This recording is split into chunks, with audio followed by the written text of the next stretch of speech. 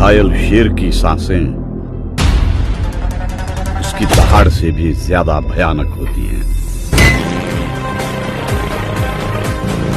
Fans के बीच superstar यश की film KGF के दूसरे पार्ट को देखने का उत्साह बरकरार है। फिल्म में यश के किरदार रॉकी को दर्शकों के द्वारा खूब पसंद किया गया था और इस फिल्म में उनका एक डायलॉग सबसे बड़ा योद्धा माँ होती आज भी लोगों की जुबान पर रहता है। हाल ही में यश ने एक इंटरव्यू के दौरान फिल्म केजीएफ 2 के बारे में कई खुलासे किए। इस बात में कोई दो राय नहीं है कि केजीएफ 2 इस साल रिलीज होने वाली बहुप्रतीक्षित फिल्मों में से एक है। फैंस सीरीज के अगले चैप्टर के खुलने का इंतजार कर रहे हैं। यश ने फिल्म केजीएफ 2 के बारे में बात करते हुए कहा कि ये पहले से ज्यादा धमाकेदार होगी। उन्होंने बताया कि केजीएफ 2 बड़े पैमाने पर रिलीज होने जा रही है। यदि आपने केजीएफ 1 देखा है तो आपको इस बात का अंदाजा होगा कि ये किस तरह की फिल्म है। फिल्म को देखने में केजीएफ 1 से 5 गुना ज्यादा मजा आने वाला। अगर फिल्म केजीएफ की कहानी की बात करें तो ये एक ऐसे बच्चे की कहानी थी जो मुंबई की सड़कों पर पला बढ़ा है और कोलार की सोने की खानों तक अपना सफर तय करता है। रॉकी की माँ उससे कहती है कि तू कैसे जिएगा मुझे नहीं पता,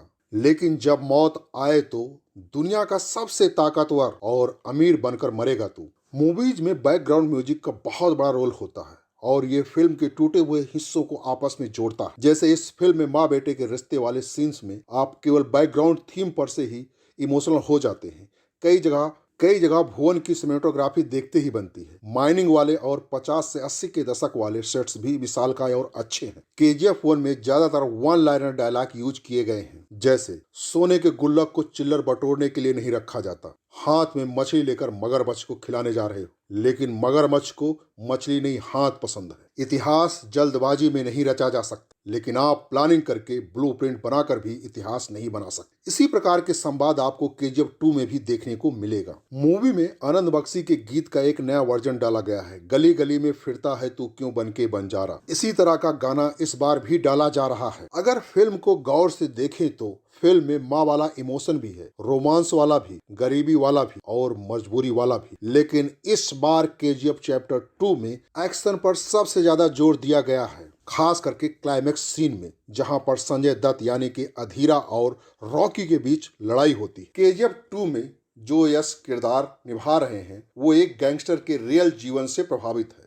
गैंगस्टर राउडी थंगम के जीवन से लिया गया है, जिसका 1997 में पुलिस ने इनकाउंटर कर दिया था। लेकिन केजीएफ के डायरेक्टर प्रशांत नील ने अपने एक इंटरव्यू में इसे इनकार कर दिया था। परंतु केजीएफ के पोस्टर में दावा किया गया था कि केजीएफ एक सच्ची कहानी पर आधारित है। उस समय की मीडिया रिपोर्ट के अनुसार थंगम को कुख्यात चंदन तस्कर के बाद दूसरे स्थान पर माना जाता और उसे वीरप्पन जूनियर करार दिया गया। थंगम को स्थानीय लोगों का समर्थन मिलता था क्योंकि वो वीरप्पन की तरह एक रॉबिन हुड के रूप में जाना जाता। जब थंगम की मृत्यु हुई तो वो केवल 25 वर्ष का था। केजीएफ के पहले हिस्से में हमें कोलार गोल्ड फील्ड्स में अपना एक छत्र राज कायम करने वाले गरुणा की कहानी दिखाई गई। गरुणा सोने के इस खान का मालिक था और यहाँ काम करने वाले लोगों पर बहुत अत्याचार करता था। रॉकी यानी कि राजा कृष्णप्पा बैर एक गरीब घर का बच्चा जिसकी माँ पैसे की कमी से इलाज न मिल पाने के कारण मर गई थी, लेकिन उसने मरते समय अपने बेटे से वचन लिया था कि वो बड़ा होकर बहुत ताकत और पैसा कमाएगा और जल्द ही रॉकी भाई नाम का एक डॉन बन गया। उसका बड़ा होता नाम देख कोलार खान को हथियाने के लालची लोग उसे गरुणा को मारने के लिए सुपारी देते हैं। पहली बारी में फेल होने के बाद रॉकी गरुणा को उसके गढ़ में यानी